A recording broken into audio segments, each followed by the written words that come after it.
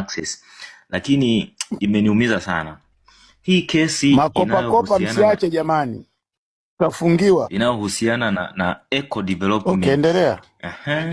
Ya, asante. Kesi inayohusiana na eco development. Kwa nini imenikumbusha mbali sana? Kwa sababu nimekumbuka tu direct kwamba kuna ndege iliwahi kuzuiliwa Uholanzi. Yaani ilikabwa, ndege ilikamatwa nchini Uholanzi. Ikakabwa kwa sababu ya deni la eco development. Ilikuwa ni mwaka 2022. Hii kampuni ndio imenifanya nikatafuta reference sasa naweza kuipata wapi kwa uzuri zaidi. Hii taarifa imechapishwa kwenye gazeti la The Citizen la Julai 9, 2023, Jumapili. Taarifa hii guys ilisomwa iliripotiwa na Janet Mushi ambayo inahusisha shirika la ndege la Tanzania ATCL na kampuni kutoka Sweden ambayo inaitwa Eco Development, na serikali ya Tanzania kupitia kampuni la ndege la ATCL ilishindwa ile kesi. Iliposhindwa wakaambiwa walipe US dollar milioni milioni 165. Narudia tena, USD 165 million USD. Sasa ilikuwaje? Hii kampuni ilikuja Tanzania kuwekeza kwenye kiwanda cha sukari Bagamoyo. Na walikuja kwa ajili ya kutengeneza nini? Walikuja kwa ajili ya kutengeneza local sugar. Mradi wa pili waliokuja nao ilikuwa ni renewable electricity, na mradi wa pili watatu waliokuja nayo ni fuel. Kwa hiyo tungepata sukari, tungepata umeme wa kutosha, tungepata na nini, na mafuta, fuel, kwa maana ya haya mapetroli manini ya.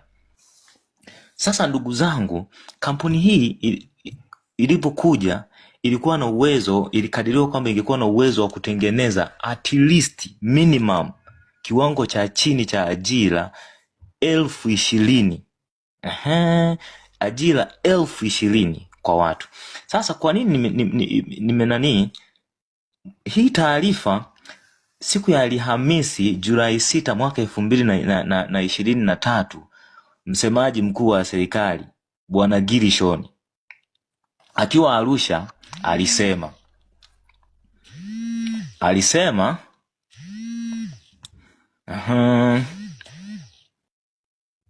kwamba ndege hiyo imerudishwa, lakini hakusema ilirudishwa kwa misingi ipi. Sasa basi guys,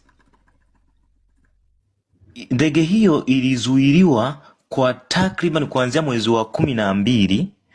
Kwa maana yake ile ndege ilisafiri, alafu wakati inataka kurudi Tanzania ikawa imeshikwa na wale majamaa, wakawa wameshatuma ombi la kwamba ile ndege ishikiliwe ibaki kama rehani. Na sasa serikali ya Tanzania ililazimika kuvunja mkataba na hawa jamaa, ndio ikapewa kampuni ile ya Abdul. Brother Sama, nafikiri unaweza kanisaidia kampuni, sikumbuki vizuri. Ilikuwa na posti na ilisemwa sana bungeni kipindi fulani na Ruhaga MP, na kama mnaweza mkawa mnaikumbuka hiyo kampuni. Ni kampuni ya ujenzi, ina kampuni ya kusambaza vifaa vya ujenzi, na ndio inayojihusisha na masuala ya uingizaji wa sukari sasa hivi Tanzania. Ndio ilivunjwa. Hiyo kampuni ni ya Abdul, inajihusisha na usambaza safi sana. Ni Etel Company. Asante sana kwenye comment hapa nimeona.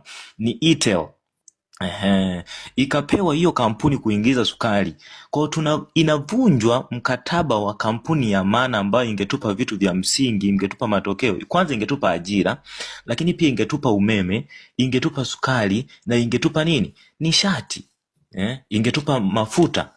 Ikavunjwa mkataba hiyo kampuni na tukalazimika. Guys, kitu kibaya zaidi,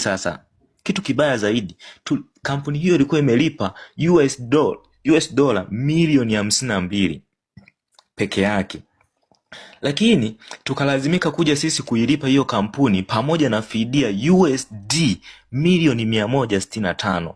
USD milioni 165. Maana yake kuna milioni 100 na point zilipotea. Hizo milioni sio za Kitanzania, ni USD.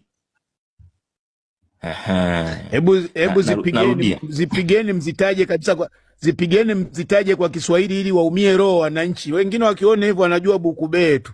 Piga hapo nani? Ni mtu wengine wa Tanzania hela ya kununua mapeseni tu. Piga kabisa usiseme hizo mabilioni hayo ya Tanzania mahela ya madafu. Piga hesabu huko. Kwa shilingi. Kwa shilingi mtusaidie. Piga kwa shilingi za Tanzania. Kwa haraka nafikiri kwa hesabu zangu ni zaidi kwa standard ya dola moja shilingi 2500, ukipiga hapo zinakuja zaidi ya milioni 400. Umeona? More than milioni 400. Sio milioni, bilioni. Rekebisha utawafanya watu waone kama bilioni 3 babangu, bilioni 3. Ngapi? Na pesa. Umeona? Ngapi na pesa? Hebu sisikii vizuri. Trilioni. Ina maana tupigie mstari kwenye T, si ndio? Sio M. Babangu hizo ndo unasema. Ukiamua kutangaza baraza. Ina maana mpaka mnasikia nyewe wananchi mliopo hapa. Hapana kidogo. Naona mliopo hapa. No, tusawazishe kidogo. Sio trilioni 3, ni trilioni 4. Trilioni 4 na manamba mingi inaendelea za mabilioni.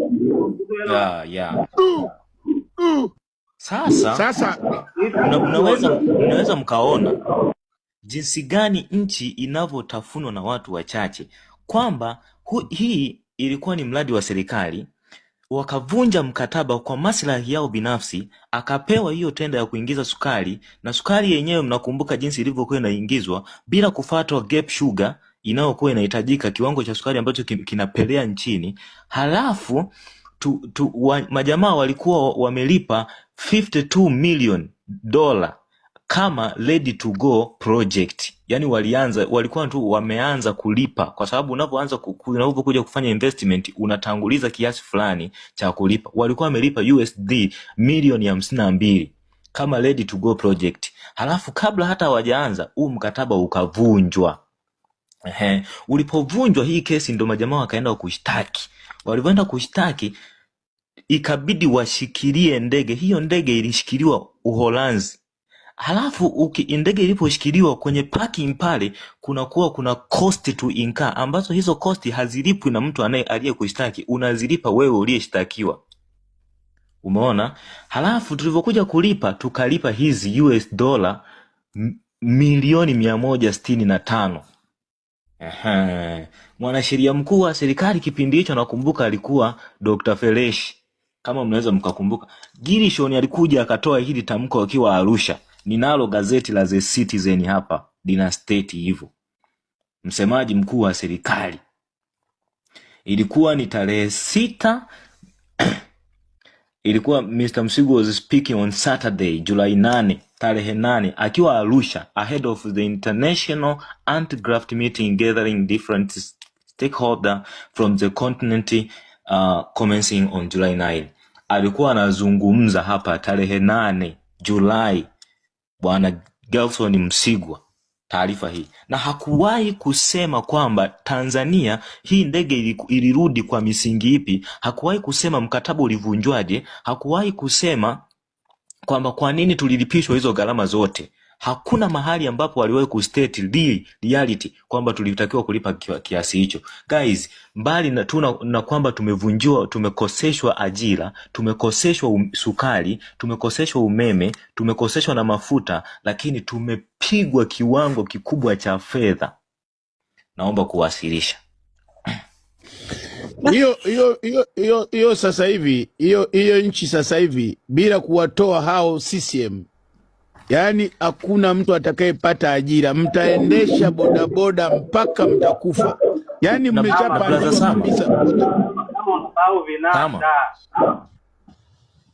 Hapo sijazungumzia ndege iliyoshikiliwa Afrika Kusini, sijazungumzia ndege iliyoshikiliwa Sweden.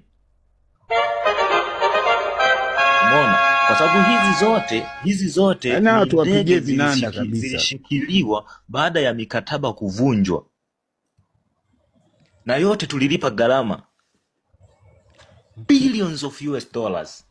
Sema lile ndege alilolisanua Lissu pale ndo tulishtukaga wananchi pale tu, kumbe kuna ndege ingine nayo ilishikiliwa tu, hatujui. Hebu angalia, nani angejua haya?